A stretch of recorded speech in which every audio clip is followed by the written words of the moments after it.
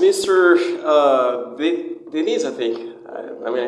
Call you Mr. Deniz, I think. Yeah, Since you're in Turkey. In Turkey, I have been called several names, like the Black Dad or the White Dad or the... Are you teasing me? No, I'm not teasing you. These are the official names I've been called, but now I go by Deniz. Yes, Deniz. All right, so just tell us how to be fluent in any language. If I say English, you're going to be limited by any language. Well, obviously, since we are more used to the English language, I could give you some tips, but every language has its own learning abilities and disabilities, and it is your job to overcome these or just succumb to the differences and just not speak it, I guess. But to learn a language, for example, you have to understand this language. For example, English is not that much of a speedy language. Yeah. It is not that fast. Yeah. It is actually much more slower, so it is much easier to speak the language. And when I was starting to learn English, I didn't know a word. I didn't understand it since I was a child. I didn't understand it, so it was much more harder for me. But the best you can do is, it will take time. You can't learn it in 6 months and just become fluent.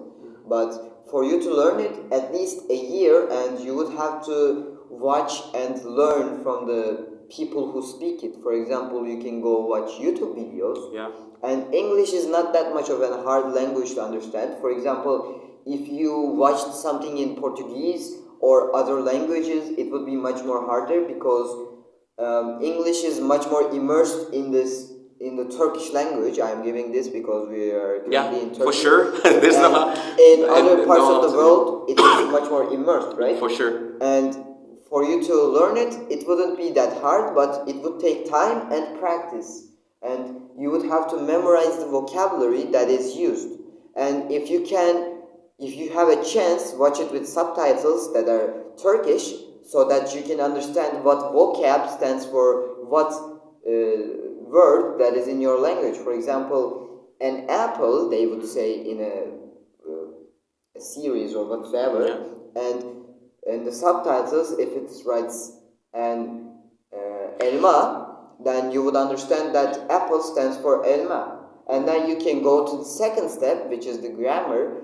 Oh, by the way, you just touched the really, I would say a controversial point, because I was about to ask the same question. There are people say there's no need to learn a language through grammar. So, do you agree with this idea? Well, to some point, yes, but we're talking about being fluent. For sure, language. yeah. And don't get me wrong, you can understand the language by just speaking the vocabs and learning them, but for you to understand it truly, you need to understand how to make words, how would they be, and how would you be able to bring them together to make a sentence. Yeah. And what you should look out to not make mistakes and don't get people confused when you're having a conversation with them. All right. So when you speak in Turkish, English language, since we are not native both, so did it already happen to you, people being amazed by the way that you speak? Are you American?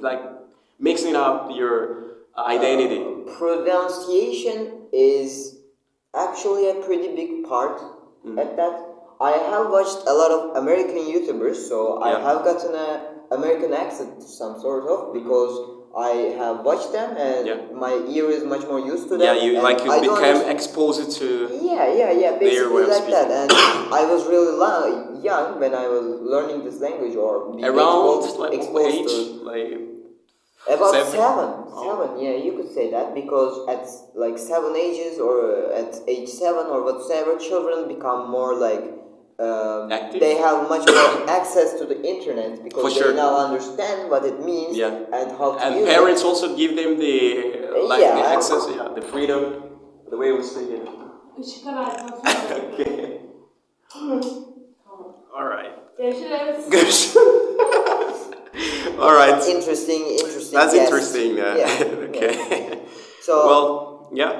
Yeah. So basically, just like that, at like 8, 7, I'm not saying that you should give your child technology at a young age, but at least give it to them and make them understand what are the differences between good use and bad use. Okay. And you should actually monitor them because, as you know, internet doesn't have moderation.